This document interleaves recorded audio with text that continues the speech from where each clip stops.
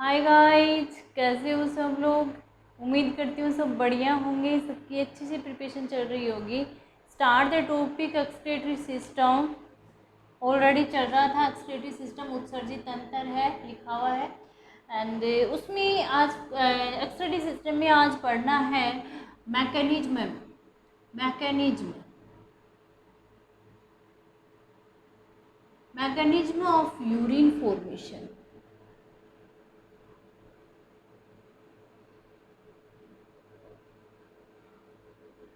Mechanism of urine formation यानी कि urine का फॉर्मेशन है वो किस हिसाब से होता है, कैसे होता है, वो इसके अंदर डिस्कस करेंगे। इसमें दो प्रोसेस होती हैं यूरिन फॉर्मेशन की। एक प्रोसेस होती है अल्ट्रा फिल्ट्रेशन।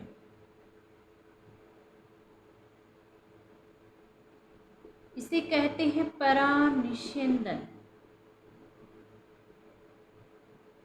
और दूसरी जो प्रोसेस है वो होती है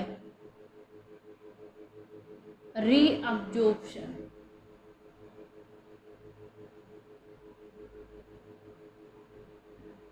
पुनः अवशोषण।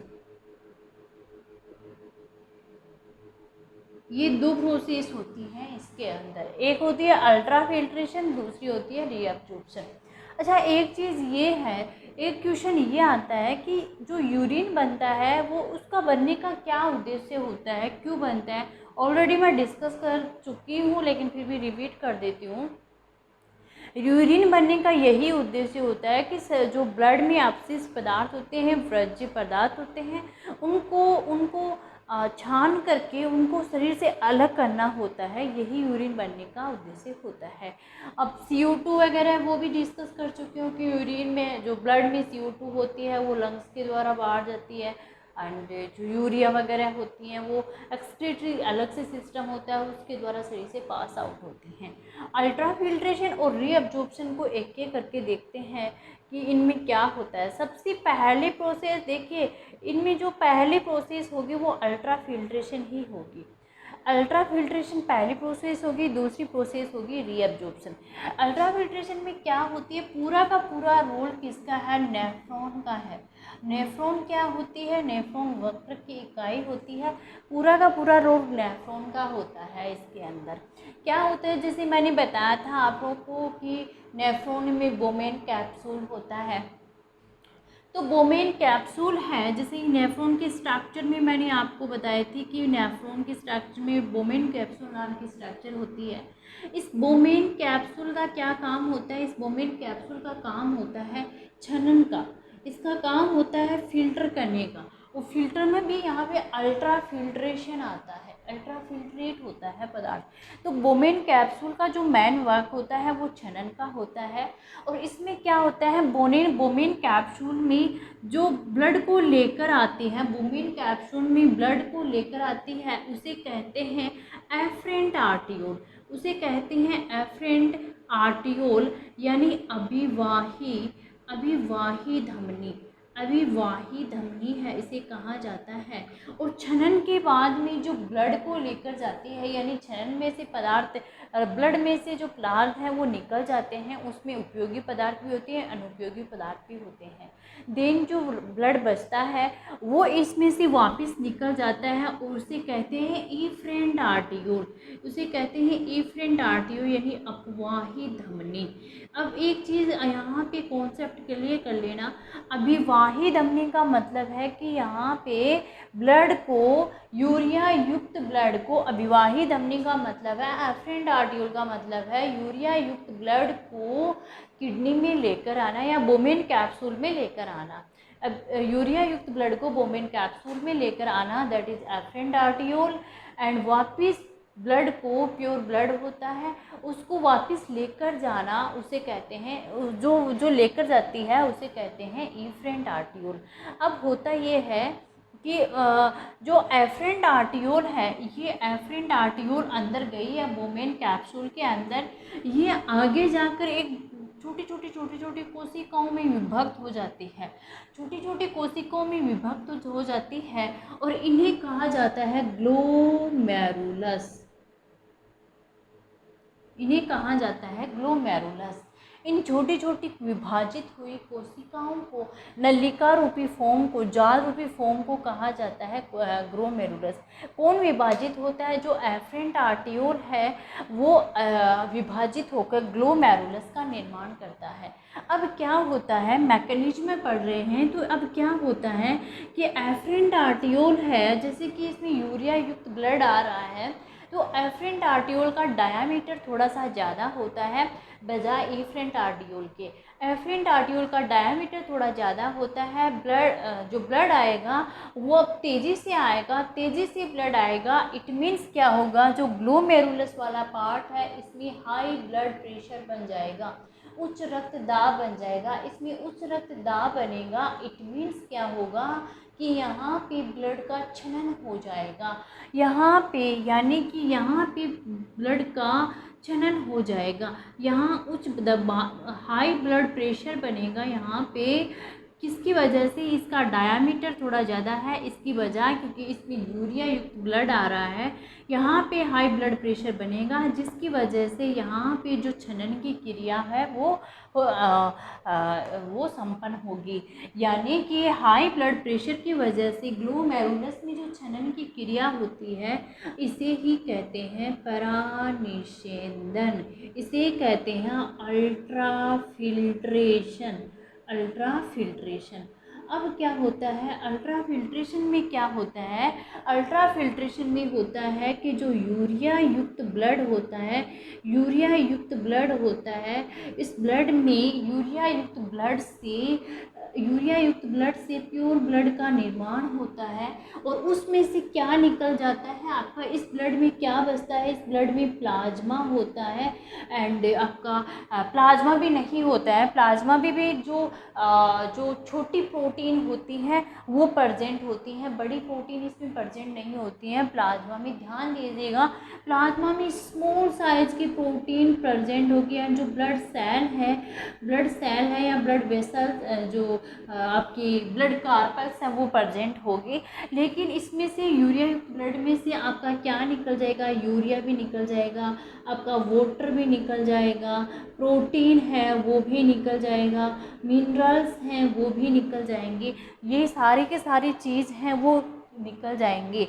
यानी कि अल्ट्राफिल्ट्रेशन में क्या होगा, यूरिया युक्त ब्लड जो अभिवाही धमनी के द्वारा आएगा, ग्लोमेरुलस में छनन की क्रिया के द्वारा हाई ब्लड प्रेशर वहाँ बनेगा एंड देन क्या होगा, जो प्लाज्मा है इसमें स्मॉल साइज की प्रोटीन होंगी, ब्लड सेल है वो क्या है अपवाही धमनी द्वारा वापस चला जाएगा and urea, water, protein, minerals ये सारी चीज़ें फिल्ट्रेट में आ जाएगी।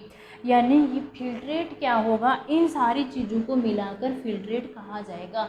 जो कहाँ उपस्थित होगा, जो बोमेन, जो कैप्सूल की कैविटी होती है, गुहा होती है, वहाँ ये उपस्थित होगा, यहाँ फिल्ट्रेट है वो प्रेजेंट होगा।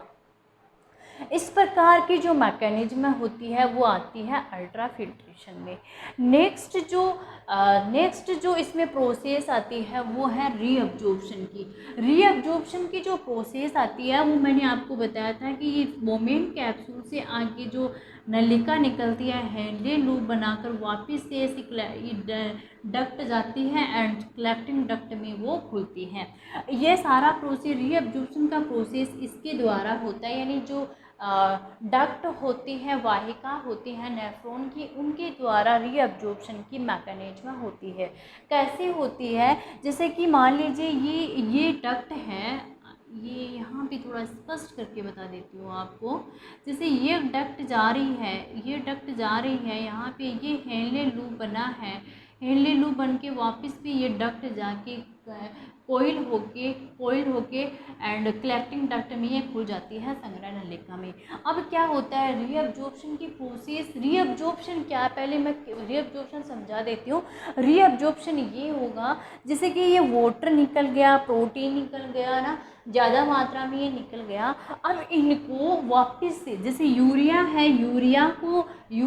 अब एक चीज़ ध्यान में रखना, थोड़ी हायर लेवल की बात हो जाती है। यूरिया भी % नहीं जाता है। यूरिया भी यूरिन में 100% नहीं जाता है। इसके मिनिमम अमाउंट में ऑस्मेटिक प्रेशर बनाए रखने के लिए वापस से रीअब्जॉर्ब करी जाती है। ऑस्मेटिक प्रेशर बनाए रखने के लिए यूरिया को मिनिमम अमाउंट में वापस से शरीर में लिया जाता है। ध्यान दीजिएगा, वाटर एंड प्रोटीन मिनरल्स की भी जो है इनका भी वापस से रीअब्जॉर्प्शन होगा, यानी पुनः अवशोषण होगा। रीअब्जॉर्प्शन का मतलब क्या होता है? रीअब्जॉर्प्शन का मतलब यही होता है कि इनको वापस से जो फिल्ट्रेट है उस फिल्ट्रेट से वापस ब्लड में लिया जाता है। कैसे लिया जाता है? जैसे कि ये यहाँ पे मैंने बताया कि ये अपवाही धमनी है। ये अपवाही धमनी अब वापस जाके यहाँ पे, जैसे ये कलेक्टिंग है, यहाँ पे केशिकाओं का, रक्त की केशिकाओं का, कैपिलरीज का यहाँ पे इनके चारों ओर ये ऐसे लपेटी हुई रहती हैं। यहाँ पे ऐसे लपेटी हुई रहती हैं इन कलेक्टिंग डक्ट के चारों ओर। अब जैसे फिल्ट्रेट इसमें आएगा, ऐसे इन कलेक्टिंग डक्ट के नहीं, इन वाहिकाओं के हेल्ले लूप के चारों ओर। अब जैसे ही फिल्ट्रेट इन वाहिकाओं में आएगा, इन डक्ट में आएगा, तो इन डक्ट से जो ये कैपिलरीज हैं, ब्लड की कैपिलरीज हैं, इनके द्वारा वापस से H2O का, फिल्ट्रेट में क्या बताया, यूरिया, H2O, मिनरल्स, ये बताया। ज़्यादा से ज़्यादा मात्रा में जितना यूरिया नहीं चाहिए होगा, क्योंकि अनयूजफुल होता है, उसे शरीर से बाहर निकाल दिया जाएगा, उसे रीअब्जॉर्ब नहीं किया जाएगा, मिनिमम अमाउंट में रीअब्जॉर्ब किया जाएगा। जितना H2O चाहिए होता है, जो प्रोटीन चाहिए होती है, जो मिनरल्स चाहिए होते हैं, वो वापस से इन ब्लड कैपिलरीज के द्वारा है वो रीअब्जॉर्ब कर ली जाएंगी। और फिर जो बाकी बचा हुआ भाग है, यहाँ पे भी रीअब्जॉर्प्शन होता है। वो बाकी बचा हुआ भाग कलेक्टिंग डक्ट में चला जाता है, एंड कलेक्टिंग डक्ट से आगे कहाँ जाता है, पेल्विस वाले रीजन में जाके, पेल्विस वाले रीजन में जाके जो आपका यूरेटर है उस यूरेटर में चला जाता है, and then ureter urinary bladder में जाता है, एंड यूरिथ्रा के द्वारा उस फिल्ट्रेट को, जो कि रीअब्जॉर्प्शन किया हुआ फिल्ट्रेट होता है, उसे शरीर से पास आउट कर दिया जाता है। यानी जो रीअब्जॉर्प्शन किया हुआ फिल्ट्रेट होता है उसे ही क्या कहा जाता है, उसे ही यूरिन कहा जाता है, उसे ही मूत्र कहा जाता है। इस प्रकार की मैकेनिज्म होती है अल्ट्रा फिल्ट्रेशन की और रीअब्जॉर्प्शन की। अब बात आती है यूरिन के कंपोजिशन पर। यूरिन का जो कंपोजिशन है उसके बारे में देख लेते हैं। मुझे लगता है कि आपको जो मैकेनिज्म है ये अच्छी तरीके से क्लियर हो गई होगी। सिंपल टाइप की मैंने समझाने को कोशिश की है, न कि एकदम हायर लेवल पे चल के।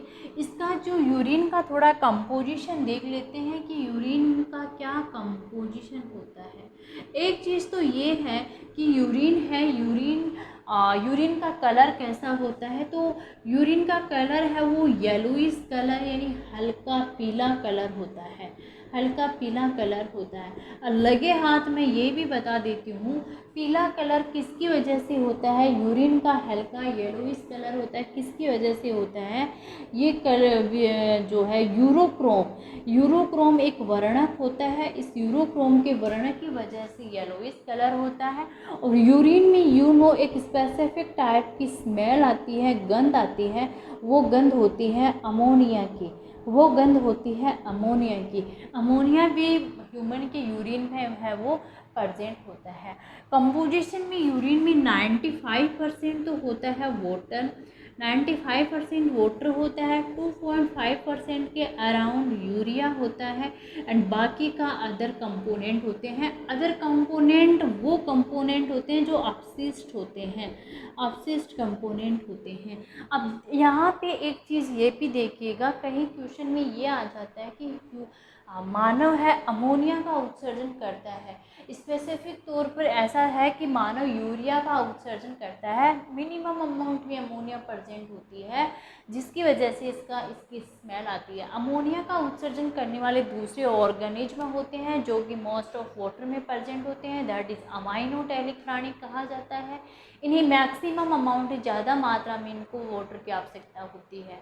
ऐसे ही दूसरे प्राणी होते हैं जैसे कि रेप्टाइल्स वगैरह या उड़ने वाले आप बोल सकते हो, इनको बहुत ही कम मात्रा में वाटर की आवश्यकता होती है, that is uricotelic, uric acid का एक्सक्रीशन करते हैं।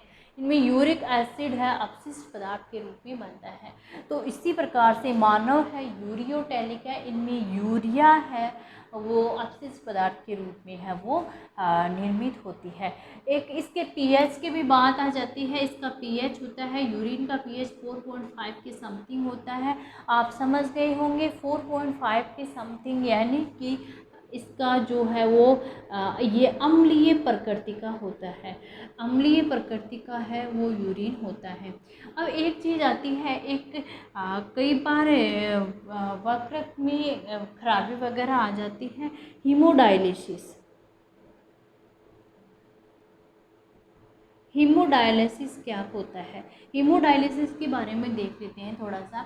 होता ये है कि कई बार जैसे कि किडनी में इन्फेक्शन हो जाता है या फिर कहीं कोई डैमेज हो जाती है, किडनी में डैमेज होता है, जैसे एक्सीडेंट वगैरह हो जाता है, कोई दुर्घटना हो जाती है, कोई आघात पहुंच जाता है, कुछ भी हो सकता है। तो इसकी वजह से जो किडनी है वो कार्य करना बंद कर देती है, किडनी कार्य नहीं करती है।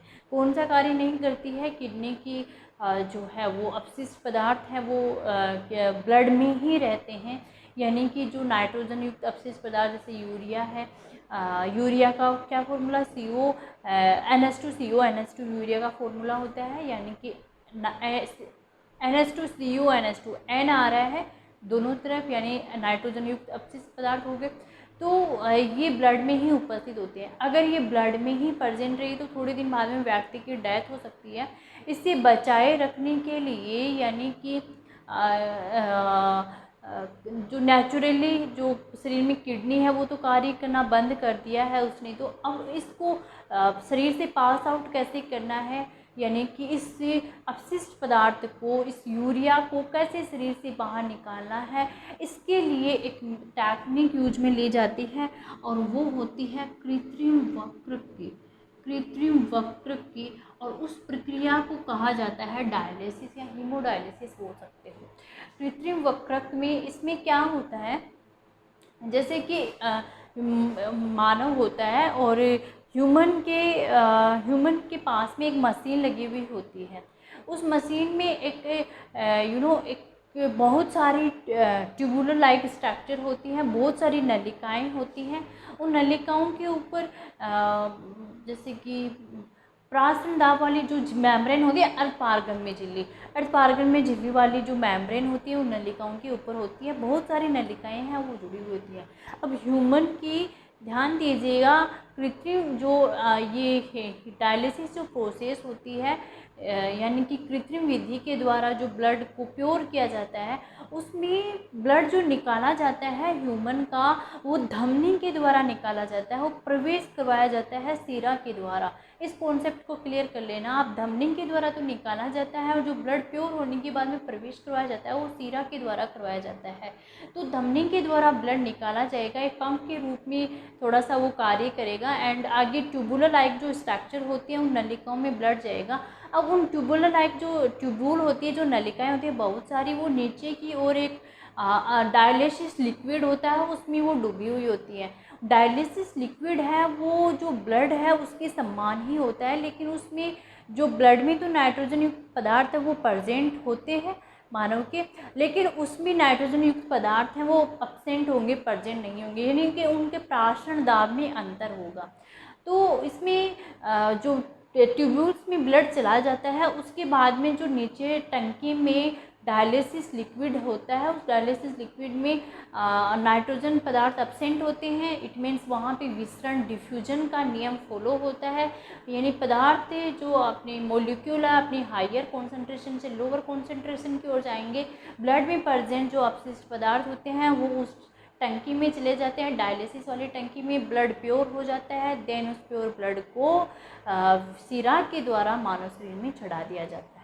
ये मैकेनिज्म होती है कृत्रिम वृक्क की, हीमोडायलिसिस की, ये सारी मैकेनिज्म होती है और विद इन 7 डेज के अंदर इसको रिपीटेड करना होता है, वरना तो ब्लड में बहुत ज़्यादा मात्रा में अमाउंट में जो है वो एक्सक्रीटरी मटेरियल है वो प्रेजेंट हो जाते हैं और व्यक्ति की डेथ हो जाती है।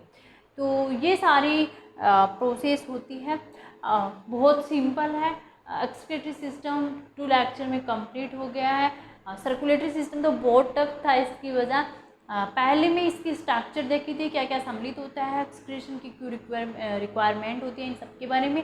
और दूसरे लेक्चर में आज मैकेनिज्म पढ़ा, जिसमें सबसे पहले अल्ट्रा फिल्ट्रेशन आता है, फिर देन रीअब्जॉर्प्शन आता है। तो पढ़ते रहिए, मेहनत करते रहिए। All the best.